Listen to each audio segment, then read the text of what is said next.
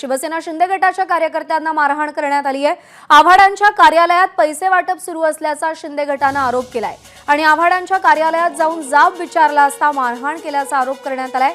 या मारहाणीमध्ये अजय कांबळे जखमी झाले असून त्यांच्यावरती रुग्णालयात सध्या उपचार सुरू असल्याचं कळतंय।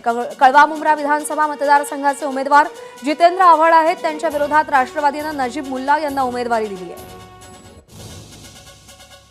डॉक्टर जितेंद्र आव्हाडांना त्यांचा पराजय दिसायला लागलेला आहे आणि म्हणून आज युवा सेनेचे कळवा मुंब्रा विधानसभेचे सचिव अजय कांबळे यांच्यावर प्राणघातक हल्ला हा डॉक्टर जितेंद्र आव्हाड यांच्या सांगण्यावरनं आणि अभिजित पवार आणि त्यांच्या कार्यकर्त्यांनी केला।